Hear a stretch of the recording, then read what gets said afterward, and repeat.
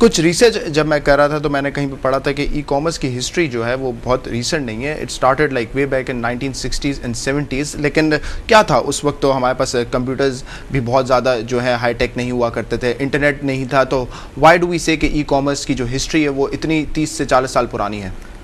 Initial जो इसका start हुआ था after second world war 2, 1969 quote किया जाता है, आइदर 1969 और 1970। तो इनिशियल तो इसको डिफेंस पर्पजेस के लिए यूज़ किया गया।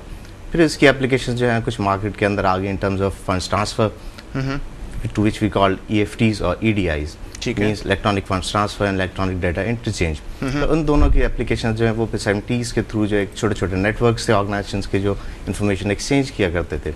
फिर आहिस्ता आहिस्ता इसकी पब्लिक डिमांड जब बढ़ती रही, यूनिवर्सिटी शेयर करती रही for research purposes, hospital share करते रहे। मोस्ट ट्रेंड ये US से डेवलप हुआ था सारा का सारा। अच्छा। अब जाके जो है आफ्टर 1990 जो है उसको जो पब्लिक पर्पजेस के लिए ओपन कर दिया गया, और फिर जो बूम जो है ऑफ कोर्स जब आपने बात की कि ई जो फंड ट्रांसफर्स होते थे, इलेक्ट्रॉनिक फंड ट्रांसफर्स, उस वक्त इंटरनेट तो था नहीं।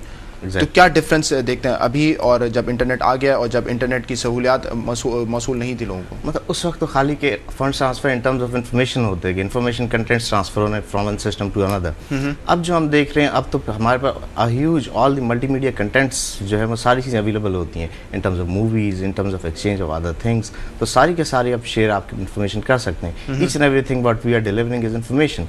यानी एक साइड से दूसरी साइड आप क्या ले रहे हैं, इन्फॉर्मेशन ले रहे हैं। आप क्या स्क्रीन पे व्यू करें, दैट इज ऑल इन्फॉर्मेशन। तो वो सारी की सारी चीज़ें अब आपको अवेलेबल हो गई हैं, बहुत इजीली एक्सेसिबल हो गई हैं ड्यू टू दी, यानी कि जो मार्केट के अंदर एक्सपेंशन हुआ है आफ्टर के आपका इंटरनेट की स्पीड का, क्योंकि सारी चीज़ की रिक्वायरमेंट होती हैं।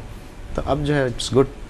तो एंड एक और टर्म जो यूज़ किया जाता है ई कॉमर्स के साथ साथ, that is e business. Now how is e commerce different to e business, और is it the same thing? मतलब generally we understand the same thing, लेकिन इसके अंदर थोड़ा सा डिफरेंस है भी। यानी कि कॉमर्स जनरली अंडरस्टैंड करते हैं people like it's only related to the transactions और फाइनेंशियल ट्रांजैक्शंस। लेकिन बिजनेस के अंदर जब हम बात करते हैं तो उसके अंदर अदर चीज़ें भी आ जाती हैं, लाइक उसके अंदर आपकी लेजिस्लेशन भी आ जाती है, उसके अंदर हाउ यू मार्केट इट, आपकी वो चीज़ें भी आ जाती हैं, आपकी मैनेजमेंट भी आ जाती है।